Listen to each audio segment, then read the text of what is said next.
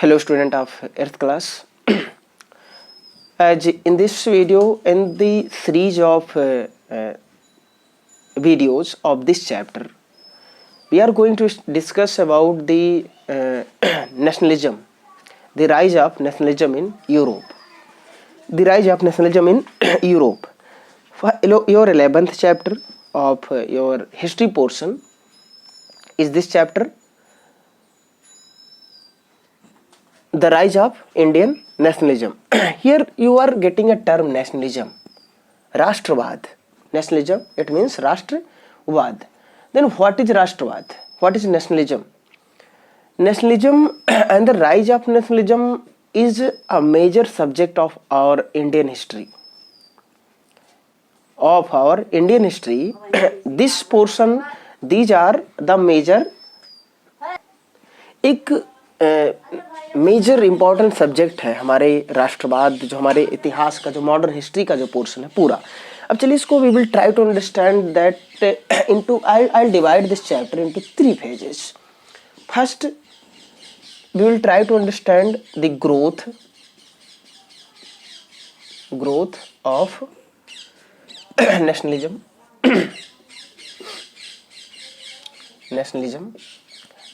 After noting down the dimensions of our objectives, dimensions of this chapter, I'll explain about nationalism. What is nationalism? Then we will try to understand about the early societies. That means early societies means early organizations, early associations, other factors. Growth, what was the factors behind that कि लोगों के अंदर ये राष्ट्रवाद की feeling आई. Okay, राष्ट्रवाद की feeling आई. वो सेकेंड फेज में हम लोग समझने का प्रयास करेंगे. We will try in next video actually. Other factors and early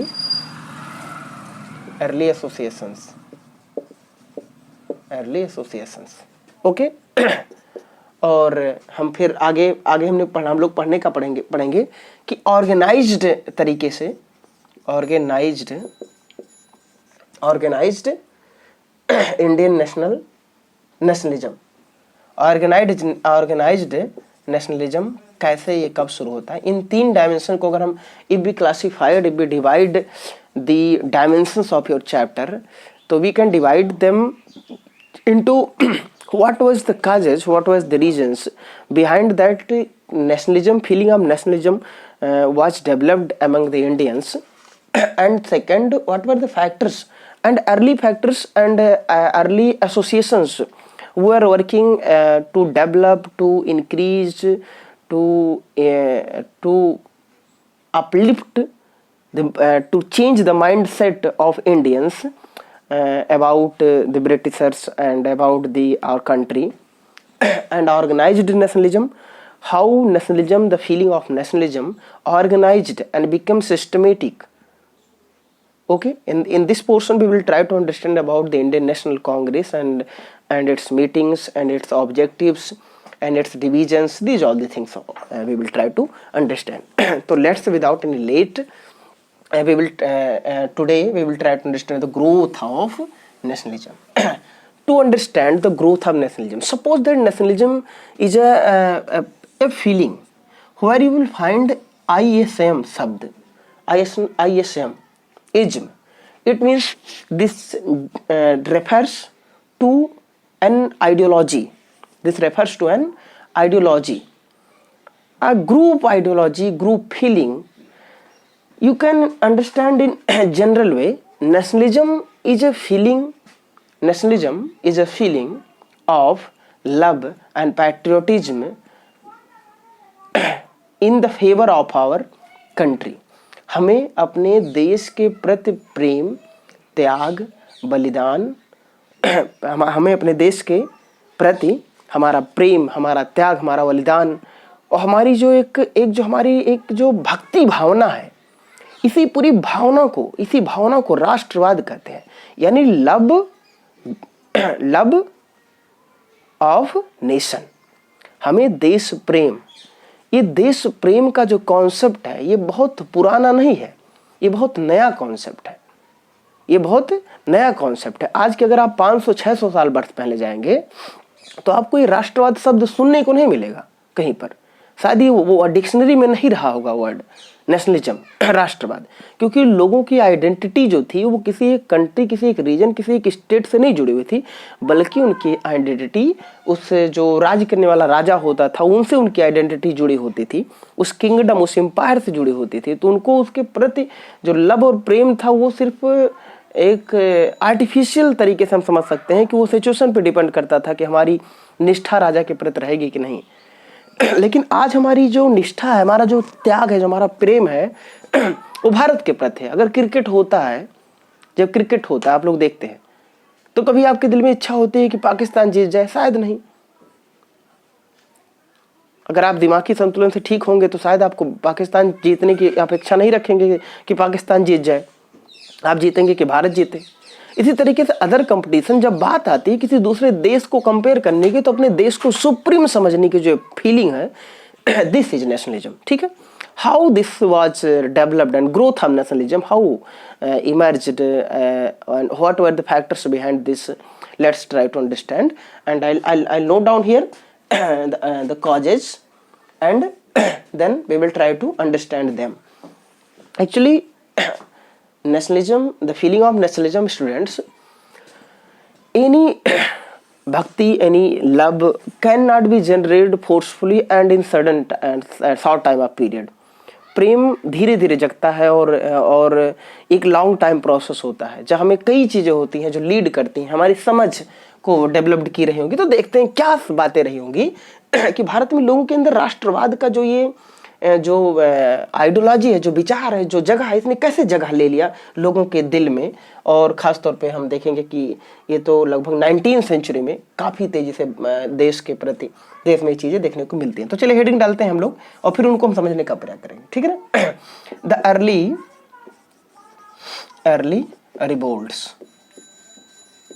revolts in India. क्या कुछ जो विद्रोह होते थे, जो आपने पिछले चैप्टर्स में पढ़ा है, रिवोल्ट ऑफ 1857 में, और अदर जो ट्राइबल्स रिवोल्ट्स के बारे में हम लोग डिस्कस किए हैं क्लासरूम में, कि कैसे मुंडा जनजातियां और होल और संथाल रिवोल्ट्स जो हुए भारत में।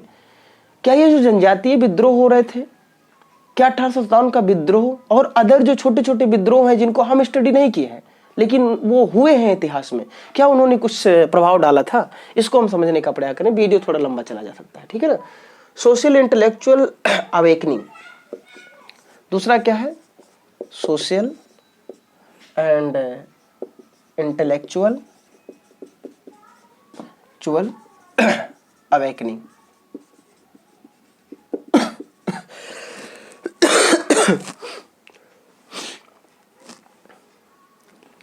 तीसरा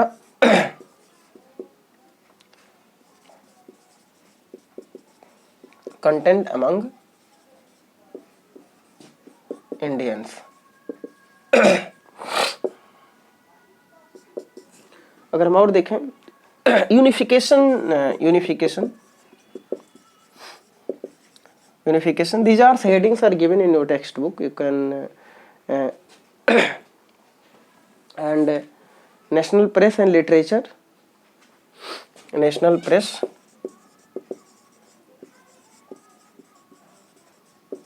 and literature, हमेशा always literature played a vital role to develop the Rashtravad. In ninth class we will be study about this, that how the press and literature, modern Western education,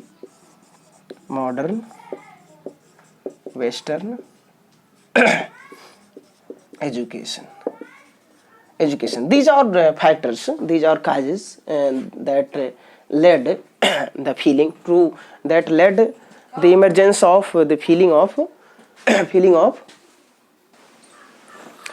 okay.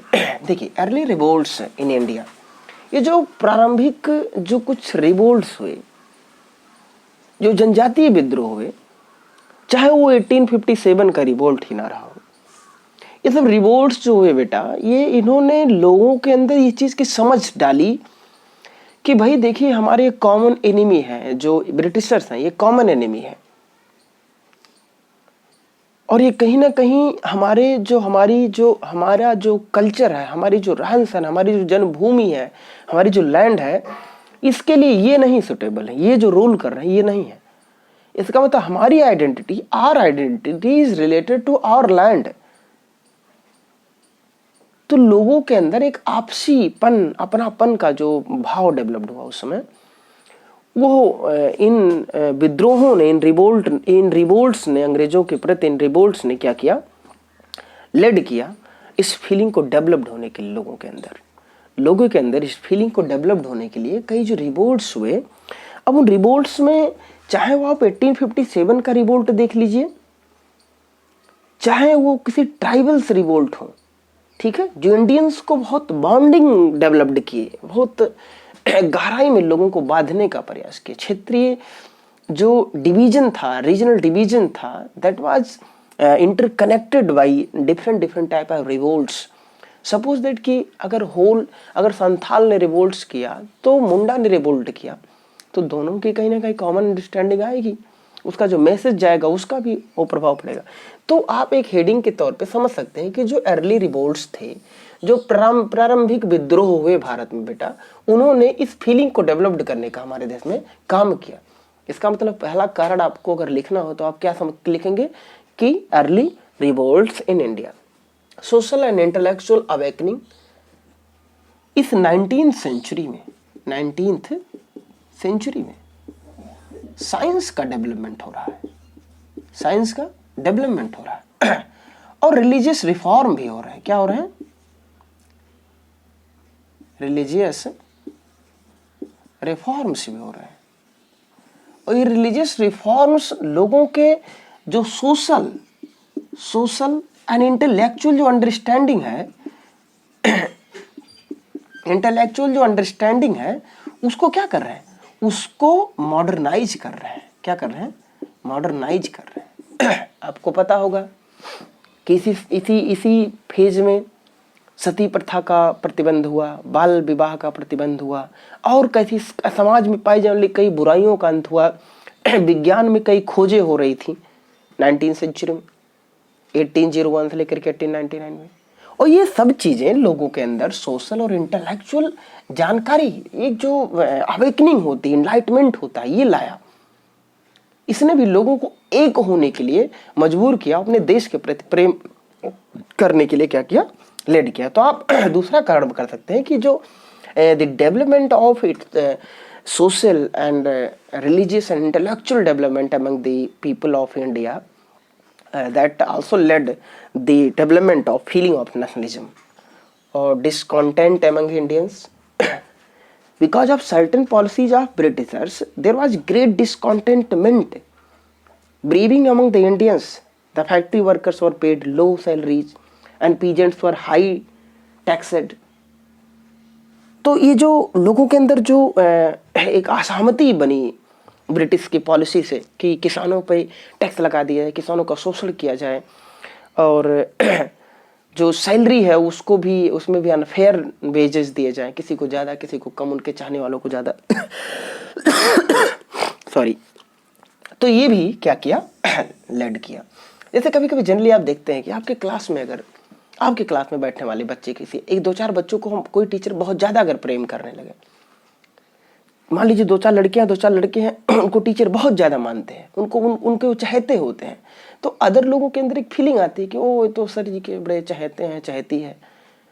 तो आपके अंदर एक जो अपना जो feeling आती है कि इनके प्रति हम लोग एक हो जाएं। तो जो सब होते हैं ना बैक बेंचर वाले, कह रहे भाई हम लोग तो वो वाले हैं जो हम लोग को वर्ड मीनिंग भी नहीं लर्न होती है तो वो वाले एक हो जाते हैं। तो खैर ऐसे यहाँ कोई कॉन्सेप्ट नहीं है, बस समझने की बात है सिर्फ। यूनिफिकेशन का जनरल टर्म यूज किया गया है कि लोगों के अंदर जो political, administrative and economic unification of India was accomplished by the British. Uniform system of administration, uniform system of management, uniform system of economic and financial management introduced by British. This also led the unification among different group of people.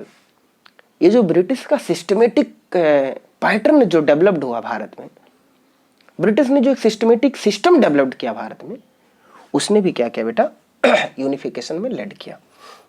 क्योंकि आपको पता है कि British एक systematic power थी। हमारे यहाँ system कोई नहीं था। हमारे यहाँ जो एडमिनिस्ट्रेशन का यूनिफाइड सिस्टम नहीं था, ब्रिटिश का यूनिफाइड सिस्टम हो। इसने और जानकारी दिया कि ये देखिए इनका यूनिफाइड सिस्टम एडमिनिस्ट्रेशन का, पॉलिटिकल का, इकोनॉमिक का। तो ये सब चीजें भी क्या कि लोगों के अंदर यूनिफिकेशन लाई, एकता लाई, और जिसने लेड किया राष्ट्रवाद को। नेशनल प्रेस एंड लिटरेचर, इस समय कई पुस्तकें लिखी गई। जो साहित्यकार थे, लिटरेचर थे, इन्होंने लोगों को जागरूक किया। उन पुस्तकों का जिक्र कर देता हूं कुछ, जैसे आप रविंद्रनाथ टैगोर को देख सकते हैं, ठीक है, सुब्रमण्यम भारती को देख सकते हैं, बंकिम चंद्र चटर्जी को देख सकते हैं, ठीक है, मोहम्मद इकबाल को देख सकते हैं। ये सब जो राइटर्स हैं, ठीक है, ये जो राइटर्स हैं, चाहे वो रविंद्रनाथ टैगोर हों, रविंद्रनाथ टैगोर हों, बंकिम चंद्र चटर्जी हो, बंकिम चंद्र चटर्जी, ठीक है, बंकिम चंद्र चटर्जी हो, या मोहम्मद इकबाल हो,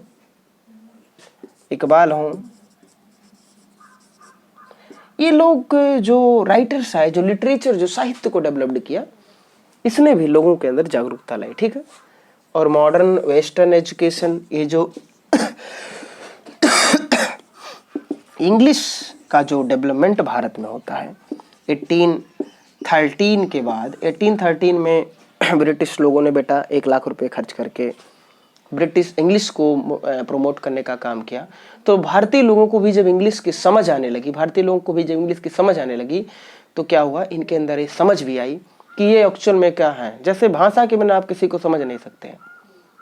suppose if I'll explain whole syllabus and whole videos in English language, English communication, some student among you will unable to understand this. Then you have to understand, you have to develop the English communication and the power of understanding and writing and listening to English language. Then you will able to understand. तो same चीजें modern education है, इसने भी क्या किया, lead किया उन modern लोगों को समझने के लिए, जो अपने आप को मॉडर्न कहते थे, शायद रहे भी होंगे, मैं नहीं जानता हूँ। तो मॉडर्न भी थे, तो उनको हमने समझा, तो हमने फिर हमारे अंदर वो फीलिंग आई कि भैया ये जो फिरंगी लोग हैं, इनके बगैर कैसे काम किया जाएगा, ठीक है। चलिए हम सेकंड फेज में आगे हम लोग गुजरने का प्रयास करेंगे कि अदर फैक्टर्स कौन थे, अर्ली एसोसिएशंस कौन थे। Okay student, thank you, best of luck.